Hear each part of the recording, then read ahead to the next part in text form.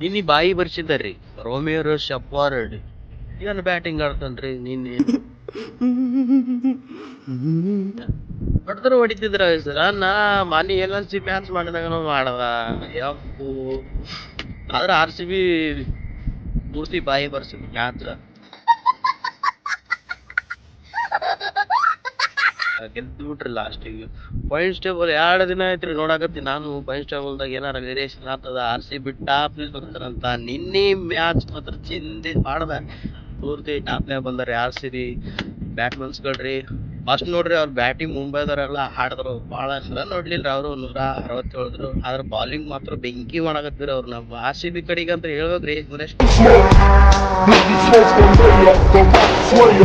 Cap ಅವ್ರ ಕಡೆಗೆ ಅದರಿ. ಬ್ಯಾಟಿಂಗ್ ಇಳ್ದಂಗ ನಮ್ಮ RCB ದವರು ಯಾರು ನಿಂದ್ರಲ್ಲಾಗ್ಯಾರ.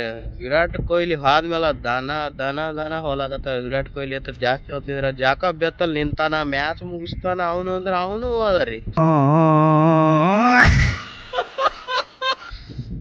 ಇನ್ನು ರಜತ್ ಪಟ್ಟಿದಾರ ಬಂದಾರಿ, ಅವರು 1 4 ಹೊಡೆದ್ರ ಮತ್ತೆ ಅದೇ ಶಾಟ್ ಹೊಡೆದ್ರಿ. 2-3 ಮ್ಯಾಚ್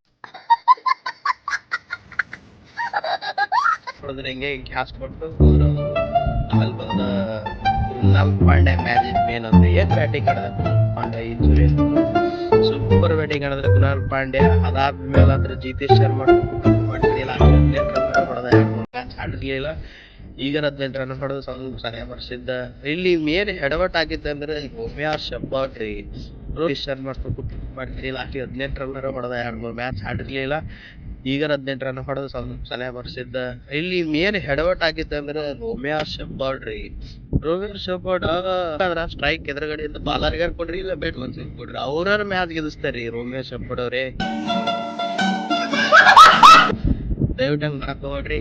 ಆದ್ರೆ ನೀನ್ RCB ಫುಲ್ ಲಾಸ್ಟ್ ಓವರಿಗೆ ಗಿಚ್ಚಿ ಬ್ಯಾಟಿಂಗ್ ಮಾಡಿದ್ರು. ಭುವನೇಶ್ ಕುಮಾರ್ ಬಾಲಿಂಗ್ ನಂಗೆ ಮಾಡಿದ್ರು, ಬ್ಯಾಟಿಂಗ್ ಹಂಗೆ ಮಾಡಿದ್ರು. ಏನ್ RCB ಟೀಮ್ ಆದ್ರಿ. 14 ಪಾಯಿಂಟ್ ಆಗಿವ್ರಿ. ಪಾಯಿಂಟ್ ಟೇಬಲ್ದ ಫಸ್ಟ್ ಬಂದಿವಿ ಈ ಸಲ.